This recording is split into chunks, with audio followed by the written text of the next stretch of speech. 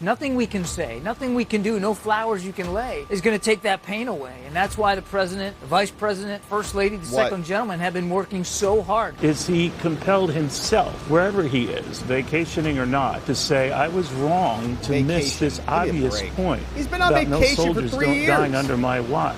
The president said no one died on his watch. That doesn't mean that Afghanistan ended on his watch. It's a different statement. No one died. There's 13 people here who were dead, and nothing, no follow-up from Joe about it. Our president has only posted this, which is very unlikely to even be from him. He said, folks, a reminder that we're now 70 days until the election. He posted that today, this morning. 70 days. Clock is ticking, my friends. If you're not registered to vote, deadlines are coming up soon. Arizona is right around the corner, so we want to make sure everybody's registered to vote and voting hard. Donald Trump, they say, puts himself first and America last. Well, he's been out talking to Americans. Kamala has not been doing that. Kamala Harris is fighting for the people. No, she's not. Neither are you, Joe. In fact, you haven't been around or doing much of anything. We see that there was some criticism about this over on CNN. A couple clips from John Kirby here. He was asked about this. You know, yesterday was the 3rd anniversary, 13 Americans killed thanks to Joe Biden. And they always come up with this little phrase like, oh, well, that was Trump's plan. This was Trump's plan from the beginning, so it's all Trump's fault. Well, there's a difference between a plan and execution of that plan. Like, you could give me a plan to fly an aircraft fighter jet, and I probably couldn't do it. I know I couldn't do it. Give me 30 books on it, and then give me an airplane and see if I can go fly the airplane. No, you can't. I mean, this is the same thing for everything. I could tell you exactly how to handle a criminal case, but until you walk into court and do it, it's a hard thing to do. Same with anything, right? Pick any profession. A plan is different than the skill set that's required to execute the plan. Even Mike Tyson said, everyone's got a plan until you get punched in the face. Then it's about how you react to the adjustments. So with Trump, it's the same thing. Sure, they might have had a plan. They might have had an agreement, but it takes execution to properly execute the plan. So CNN is asking Kirby about this. Could you at least not come out, the president or Kamala, and just shout out these lost men and women who we miss? Can you please do something? You're the president. No, you're not going to get into campaign trail stuff, and I'm not asking you about the politics of this, but the idea of the visual this morning of the former president Trump being at Arlington National Cemetery for the wreath laying, the current president, current vice president both put out paper statements. I'm just wondering, is that enough given what happened 3 years ago? Neither going to Arlington nor any individual paper statement is ever going to be enough to repay these families and to try to make sure that they know they're supported. Yeah, but that wasn't the question, John. The question was about a showing of solidarity with the families. And is a paper statement released by Biden enough? Yeah, we know. Nobody's making the point, John. You can't just change the premise on the fly. Nobody is making the point that Trump showing up to Arlington is going to bring back their lost loved ones, that Joe Biden got killed. That's not what anybody said. So how about you answer the question? And that they're loved and they're respected and admired for what they're going through. And nothing's going to assuage their grief. Nothing we can say, nothing we can do, no flowers you can lay is going to take that pain away. And that's why the president, the vice president, first lady, the second gentleman have been working so hard for their entire time in office to make sure that we meet, as President Biden said, that sacred obligation to our troops, our veterans, and their families through the PACT Act and through any number of other efforts through joining forces. Make sure that our troops, particularly those who fought in Afghanistan and those who didn't come home, that their families have that love and that support that they so rightly deserve. You know, Admiral, it's been striking to me listening to the families of many that were killed at Abbey Gate and their frustrations with the current president. And I know in talking to advisors throughout the course of the last 3 years, that has been a painful issue for him personally. It remains true that he hasn't reached out to them since being when the bodies were brought home. There's been a lot of frustration that he hasn't said their names publicly. Does he see this? Does he understand kind of the pain the family members have reflected? No, he doesn't understand anything. I don't think you're ever going to find a commander-in-chief of the United States of America and our military who better understands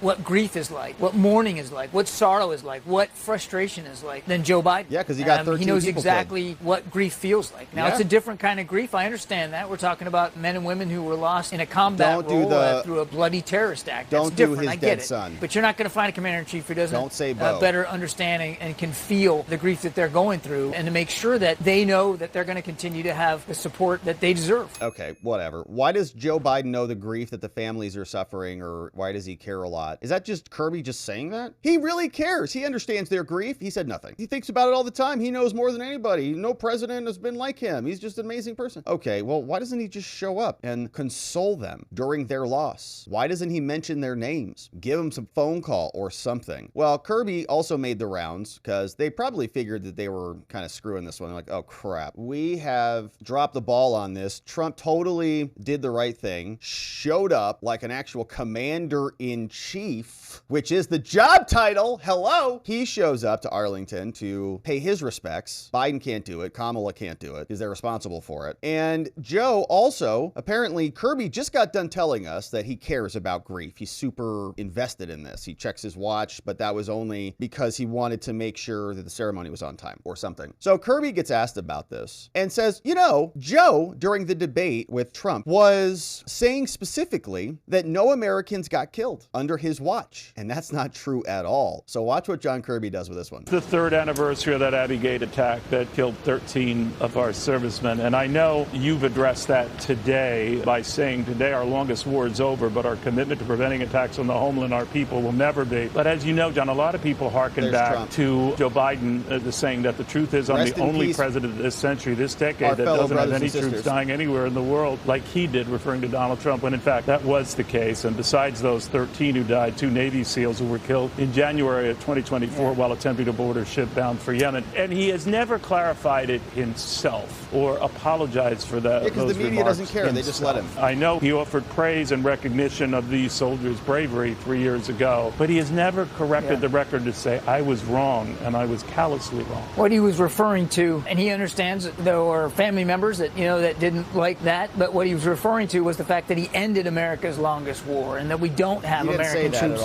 on the ground in major ways fighting overseas wars. Now, that doesn't mean that we don't have troops in harm's way. Of course we do. We have some in Iraq. We have some in Syria. We have some at sea, and certainly we have some in the air every single day, and he knows that. But it's very little comfort, right, to those families, John, and I don't want to extend this beyond what you yourself have tried to clarify, but the president himself, if you make an incorrect statement and you keep making that incorrect statement, is he compelled himself, wherever he is, vacationing or not, to say, I was wrong to miss this obvious point. He's been on vacation for 3 years. Dying under my watch. The president was making a larger point about ending our longest war. Yeah, but they're no a other large commander-in-chief. point, right, John? They're he a also, large point. of course, he also recognizes, Neil, that nothing he can say, particularly on a day like today, when we should be remembering the 13 who were killed at Abbey Gate, nothing he can say is going to assuage their grief, their sorrow. So why should he have to say anything? He's going to be able to say or do is going to make them feel better about losing their loved ones. He can't fix this, so whatever. I mean, it's going to be useless to say anything, so maybe he should just not say anything at all. And he's on vacation as well. So families are mourning their dead loved ones. Joe Biden's at the beach in California hanging out with Hunty Poo. And so Kirby is just going to come out, man. It's so shameless. The president said no one died on his watch. That doesn't mean that Afghanistan ended on his watch. It's a different statement. No one died. There's 13 people here who are dead and no follow-up from Joe about it. In fact, no one even believes that he knows any differently because he's not even there.